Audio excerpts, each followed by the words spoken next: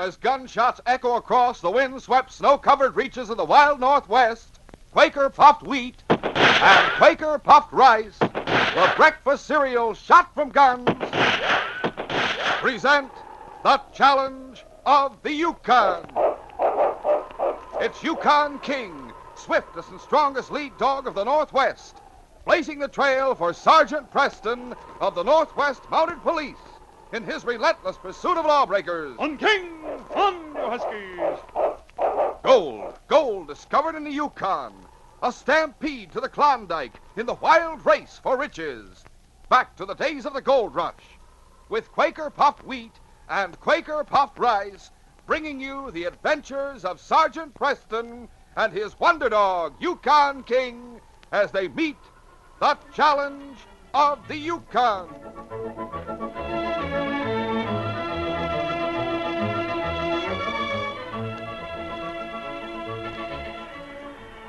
On you Huskies! Yes, think of traveling for hours and hours, as Sergeant Preston does, behind a team of Huskies, along the Yukon Trail, through blinding blizzards and storms. Believe me, you'd want to start out with a nourishing He-Man breakfast, the kind that includes a heaping bowlful of nutritious, crisp, Quaker puffed wheat or Quaker puffed rice, topped with milk or cream and fruit. Remember, in these famous cereals shot from guns, you get extra food values of restored natural grain amounts of vitamin B1, niacin, and iron. For a nourishing dish that's always a treat, enjoy Quaker puffed rice and Quaker puffed wheat.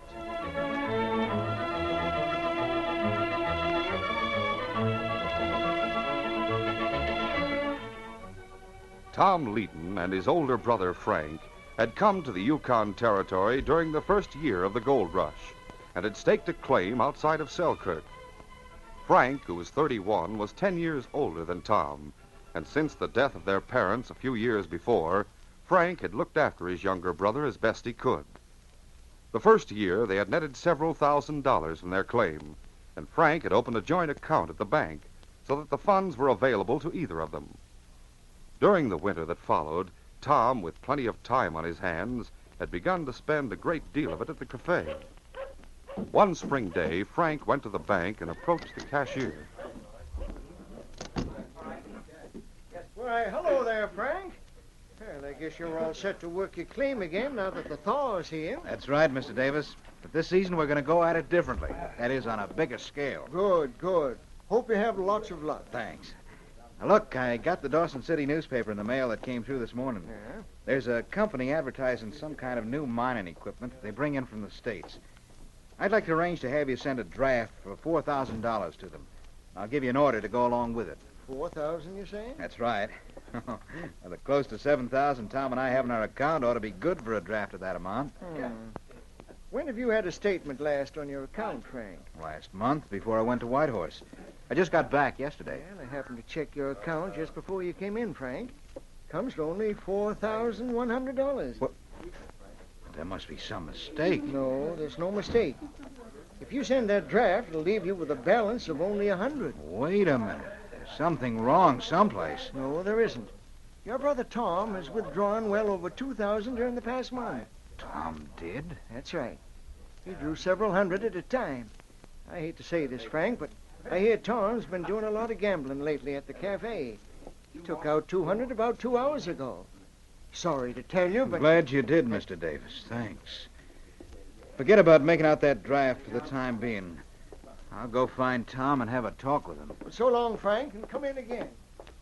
Meantime, in the cafe, Tom Leighton sat at one of the tables with two men, Slick Weston and Ollie Miles. They had been playing cards, and as Slick put down a poker hand, he laughed and spoke. This has you beat, Tom. Better luck next time. Doggone it, I never seem to win. Don't give up trying, Tom. Slick just happens to get the right cards, that's all. Uh-oh. Here comes that big brother of yours. Stick up for your rights, kid. Don't let him tell you what to do. Tom, I want to talk to you. Come on out of here and let's go home. I'm not ready to go yet. I don't care whether you're ready to go or not. You come with me right now. Well, Nothing like having a nursemaid to tell you what to do, eh, Ollie? That's right. Get out of here and let me alone, Frank. sick of having you tell me what to do. I'll stay here till I get good and ready to leave. I said you're coming now. Hey, let go of me. I said let go. Can't let you get away with that. Oh! Sorry I had to do that, Tom. Let me help you up, and then we'll go. Keep your hands off me, you hear? Take it easy, Tom. Come to your senses. Don't let him push you around, Tom. He's pushed me around for the last time. You'll be sorry for this, Frank. Plenty sorry. All right, Tom. You're old enough to go your own way now. You're doggone right I am. Since that seems to be the way you want it, I'm pulling up stakes and clearing out. You've used up practically all your share of the bank money. You can have the cabin and claim. But I'm taking my share of $3,500 out of the bank and heading for Whitehorse. That'll leave you about $600 to lose at cards to your slick gambler friends. Goodbye, Tom. Good luck. Oh, I can't let Frank walk out. I guess I lost my head. You did just the right thing, Tom. Didn't he, Ollie? Well, sure. It's about time you got out from under his bossing, Tom. You're a man now. Hey, waiter, bring some drinks over here. Oh, no, look, maybe I'd better go. Sit down, Tom. We'll celebrate your freedom. Sit down. Sure. Well, all right. Frank said he's going to stop at the bank to get that money. Then he'd go home to pack. I reckon I can get out there before he's ready. Why, to of leave. course. Come on, waiter, come on. Hurry up with those drinks now. After buying Tom Leighton more drinks, Slick and Ollie slyly aroused his anger once more against his brother Frank. Too bad a nice, ambitious young fella like you has to take orders from someone like Frank. Yeah, that's right. You're used to being pushed around, but there's no reason why you have to take it any longer. I'm not going to be pushed around any longer. That's a spirit, fella. You ought to go out there to the cabin and tell him off before he leaves. Sure, that's what you want to do, Tom. Tell him you're no longer a kid. And if you ever get together again, you won't take any bossing. Yeah. We're just advising you as good friends. Sure, as good friends, both of you. I'll tell him, you can bet. Right now, I'm going to go home and tell him. We'll get you to your horse and help you on, Tom. Then you'll be able to make it all right to your cabin. Come on, let's get out of here. Take it easy, Tom. Come on, you're going to be all right. Leaving the cafe, the two men helped the befuddled Tom into the saddle. As he rode away at a slow pace, they quickly mounted their own horses and under cover of the gathering dusk, rode between the buildings and then along the back way so as to reach the trail before Tom did. It was almost 2 hours later when an excited prospector entered the constable's office, where Sergeant Preston, who had arrived in town a short time before, was checking reports with the constable. Constable, something's happened at the Leighton cabin up trail. What's the matter up there, Jake? Looks like a plain case of murder to me. What gives you that idea, Jake? Oh, hi, Sergeant. Reckon you and the constable have a job to do. I'm sure Frank Leighton's dead. Frank Leighton? Yeah. My cabin's a short distance beyond the Leighton place, you know. Yes, and I know. Go on. I was coming to town, and I saw the light in the Leighton cabin, so I stopped to say howdy like I do sometimes. Yes, then what? The Leighton boys' two horses were standing out front, and seeing the door slightly open, I looked in. Well? The young one, Tom, was sitting on a chair near the table in sort of a daze, looking at something on the floor. I started in, then stopped when I saw he was staring at Frank's body lying there. I saw a gun on the table near where Tom was sitting. That's bad. Yes. What did Tom have to say, Jake? Not a word. He must have heard me, but he didn't look my way or say a thing. Huh? Just sat there staring. I hightailed it out of there and hit the trail for here pronto. Guess I better get right out there. Yes, I'll go with you, Bill. What do you want me to do, Sergeant? Stick here in town till we get back and keep your mouth shut, Jake. Yeah, sure. Whatever you say. Let's go, Bill. Hello there, King. Come on, King. Steady. Steady, Blackie. Get in there. A short time later, the two Mounties arrived at the Leighton cabin and dismounted. Hold, Blackie. Hold. Easy. Steady. Evidently, the prospector had closed the cabin door when he left. But without waiting to knock, the two Mounties, followed by the great dog King, opened the door and entered. Tom Leighton was still there, seated near the table, with his head pillowed on his arm.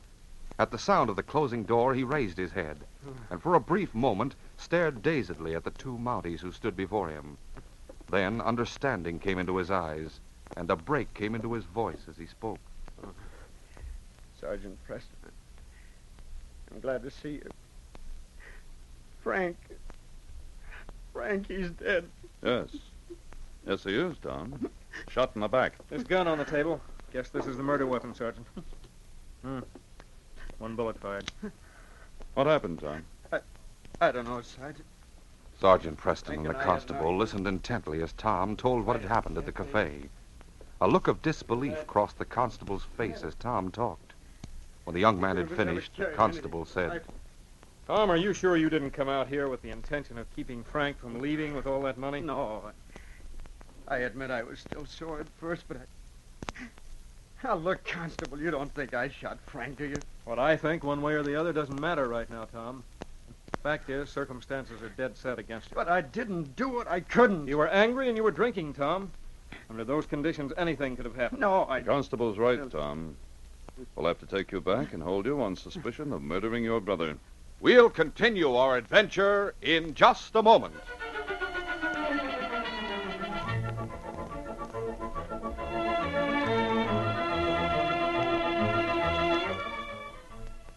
Say, tomorrow morning you'll go for this family breakfast treat. Crisp, tender, swell-tasting Quaker puffed rice or Quaker puffed wheat. The ready-to-serve cereal shot from guns. Hey, hold on there, man. What's going on here? Say, who are you? What's all the shooting about? Who, me? Name's Lou. Lumberjack Lou. Oh, Why, everybody along Sergeant Preston's Yukon Trail knows me. I've been knocking around lumber camps on the trail for years. I see. What brings you here? I just figured to look around, get me some supplies, and head back to camp.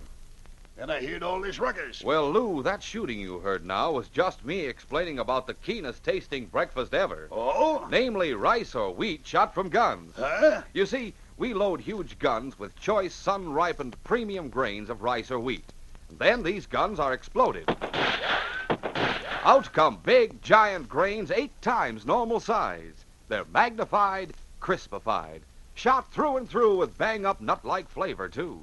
That's why Quaker puffed rice and Quaker puffed wheat are so good to eat. Well, doggone. And for breakfast, lunch, or supper, all you do is pour out a bowl full right from the package. No cooking. Just add milk or cream and top with your favorite fruit. That's for me. And what's more, Quaker puffed rice and Quaker puffed wheat are nourishing. They furnish added health values of restored natural grain amounts of vitamin B1, niacin, and iron. Say, look, man.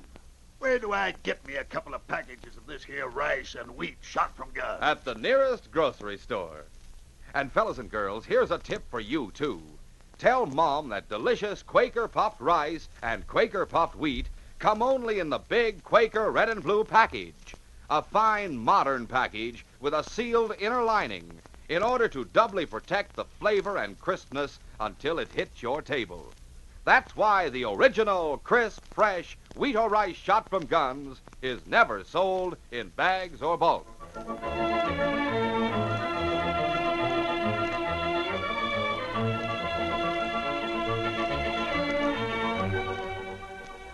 Now to continue.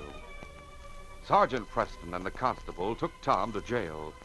Then, suggesting that the constable check on Tom's story in town, the sergeant went back to the scene of the crime with the coroner. Preston spent a short time inspecting the cabin before they brought the murdered man back to Selkirk. Later that night, the 2 Mounties were discussing the case in the constable's office. It looks bad for Tom, Sergeant. The men at the cafe say he threatened Frank after Frank knocked him down. He said Frank would be sorry for what he did. Plenty sorry. That doesn't help the look of things. Tom was all right until he got mixed up with a couple of men at the cafe, Slick Weston and Ollie Miles. A couple of no-good drifters who came here a little more than a month ago. They egged him on in the argument with Frank today. Huh? I suppose they're the ones who won all that money from Tom. Right, Sergeant. Looking at the facts, it seems Tom went staggering in, probably started another argument, and Frank turned his back and went on packing. Then Tom took the revolver from the table drawer and shot him. Realizing what he'd done, he then sat down in the chair, put the gun on the table, and sat there, stupefied by the shock. Well, that sums it up nicely, Bill. Except for one thing. What's that? This. Bullet. What? I don't get this. The coroner probed for and found the bullet that killed Frank Leeton. This bullet is one I dug out of the wall beyond the bunch where Frank was packing. But only one shot was fired from the revolver on the table. Yes, I know. But after I found this plug in the wall, I got the idea that someone could have sneaked open the door and shot, as I said before. I took a lantern and went outside. After a short search, I found these 2 empty shells. Holy smoke. I figured the killer might reload as he left, which he seems to have done, tossing the shells aside. Then you don't think Tom shot Frank at all, huh? Not with the gun on the table, Bill. The bullets in that are 32s. These shells are 45s. It's my theory that the gun we found had been fired into the air from the doorway and then put on the table before Tom arrived. I'd say that just about proves Tom Leeton's innocent, Sergeant. It does, unless Tom was playing a smart game and threw the real murder weapon away somewhere. But why would he leave any gun around? Oh, I was just bringing up a point that some ardent prosecutor for the Crown might hit on, Bill. Actually, I hope to get more direct proof of Tom's innocence by finding the person or persons who did kill Frank. By the way, what'd you find out from the bank? Frank Leeton drew out $3,500 and took it with him. Someone stole that cash. It's easy to see that Frank's pockets had been searched. I know, but everybody in the cafe heard him say he was going to get the money. That's right, but in my mind, the 2 men who were with Tom are the most likely suspects, Bill. I admit neither Weston nor Miles is a very good character, but why single them out? They promoted the fight between the Leeton brothers, and they urged Tom to go out to the cabin to continue the fight. I see what you mean. But you can't just walk up and accuse them. No, of course not. But if we could establish the fact that they were at the Leeton cabin... How could you find out? The King could tell us, couldn't you, boy? We'd have to have something belonging to them. Hey, that's easy. The barkeep at the cafe could take a glove from their pocket. They hang out there most all day long.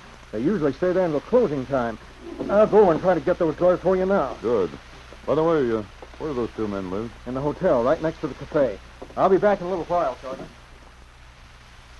Within a short time, the constable returned with one of Slick's gloves and also one of Ollie's. Well, how'd you make out, Bill? I got them. The barkeep says he expects Weston and Miles to be at the cafe for 2 or 3 hours yet. Good. Let's take these gloves and go out to the Leeton cabin right now. Come along, Bill.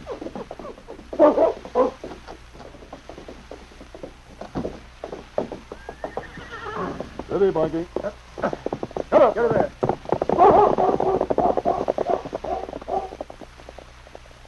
The 2 Mounties and the great dog Yukon King headed up the trail, which was brightened by the eerie light of the Yukon night. Meanwhile, in the cafe, Slick rolled a cigarette and then spoke to Ollie. Ollie, give me a match. Yeah. Oh, I guess I'm out, Slick. Never mind. I got some in my coat pocket. I'll go back to the coat rack and get them.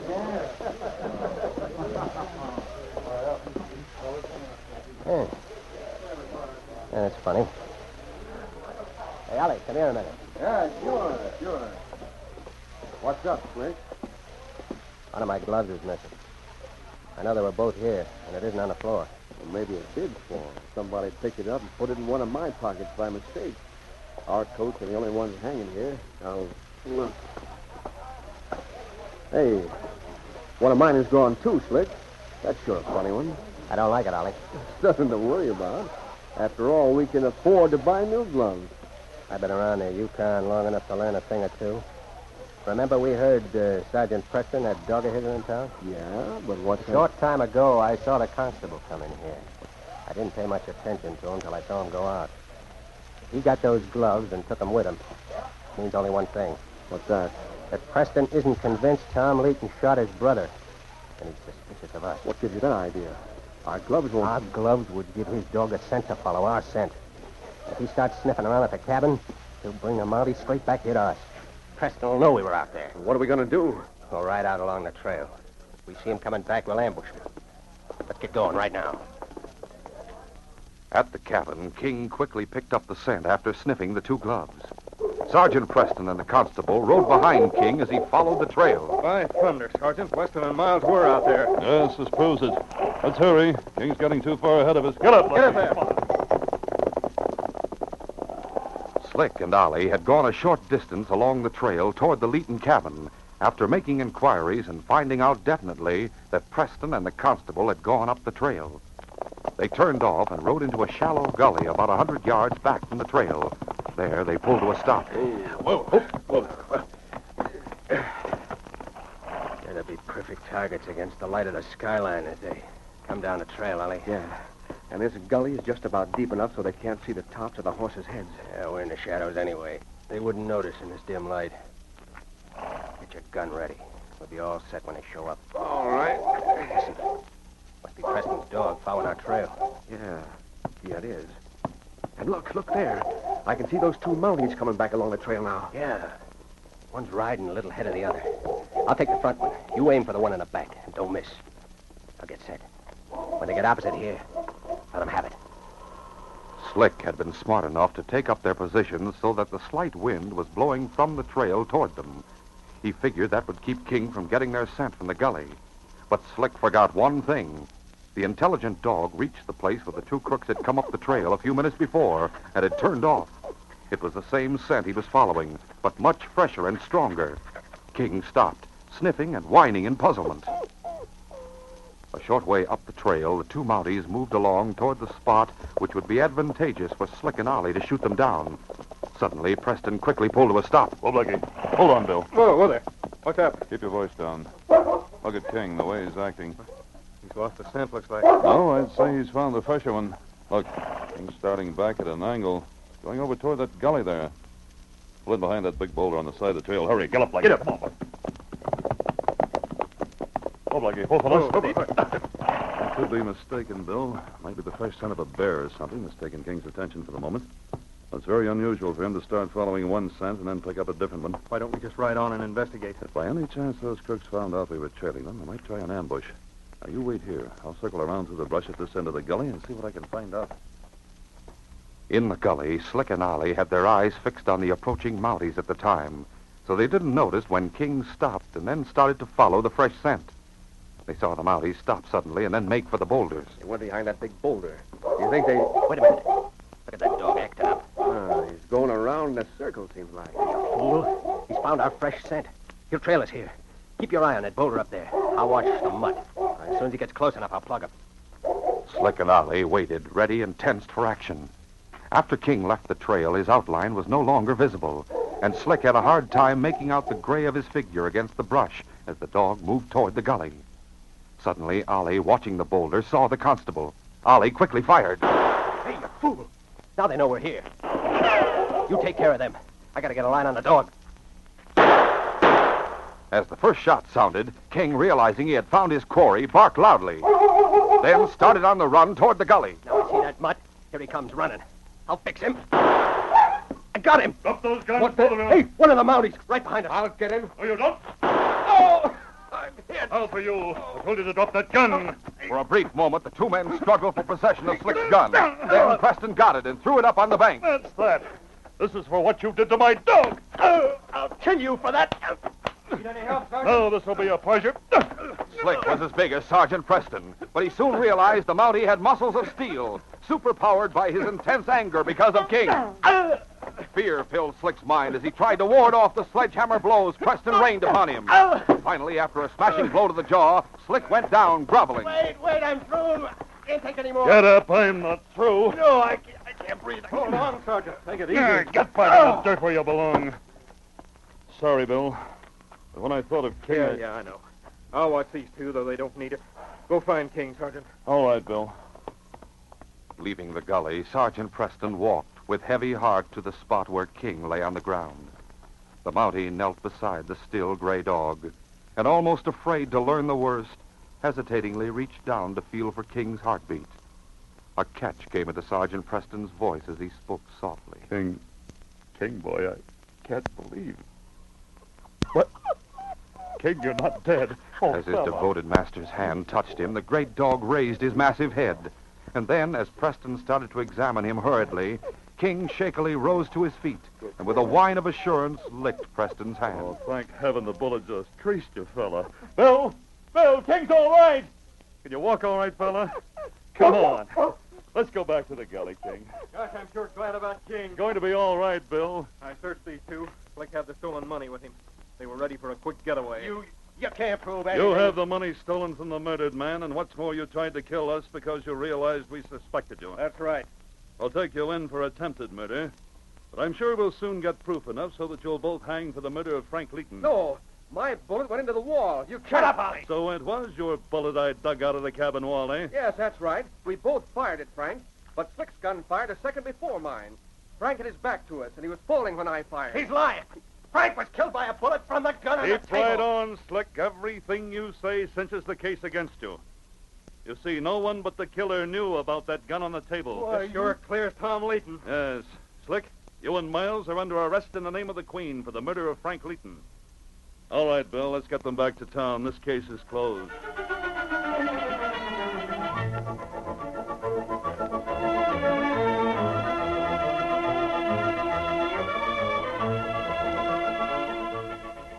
In just a moment, Sergeant Preston will give you a preview of Friday's adventure.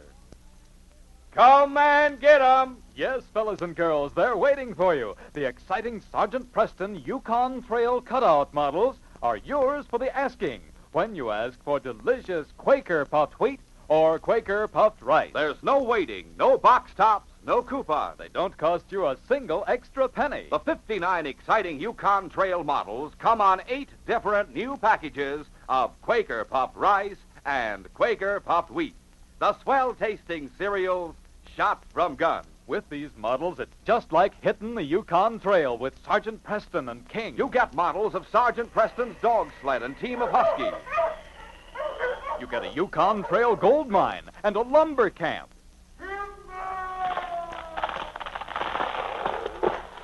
You get buildings and interiors. You get all kinds of Yukon animals. And these models are different. They're larger, easier to build. You'll want the complete set of 8 different new Yukon Trail packages of Quaker puffed wheat and Quaker puffed rice.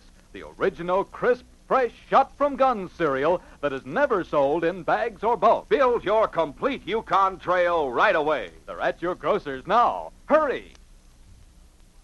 Listen Friday when Sergeant Preston and Yukon King meet the challenge of the Yukon in the case of Showdown on Shotgun Creek. A peculiar series of accidents had been happening to the miners on Shotgun Creek, and I was sure that the mining syndicate was responsible. But in trying to prove my case, I faced plenty of trouble. The climax came when I found myself trapped in a mine tunnel that was about to be blown up, with a trio of killers waiting to greet me with bullets the minute I tried to escape. Be sure to hear this exciting adventure Friday. These radio dramas, a feature of the Challenge of the Yukon Incorporated, are created by George W. Trendle, produced by Trendle Campbell Enterprises, directed by Fred Flowerday, and edited by Fran Stryker. The part of Sergeant Preston is played by Paul Sutton. They are brought to you every Monday, Wednesday, and Friday at the same time by Quaker puffed wheat and Quaker puffed rice, the breakfast cereal shot from guns.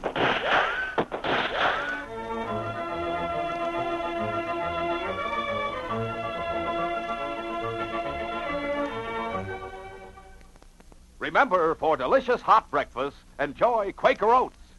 The giant of the cereals is Quaker Oats. Delicious, nutritious, makes you feel ambitious. The giant of the cereals is Quaker Oats. And here's why Quaker Oats is called the giant of the cereals. There's more growth, more endurance in oatmeal than any other whole grain cereal. So make your hot breakfast nourishing Quaker Oats. Quaker and Mother's Oats are the same.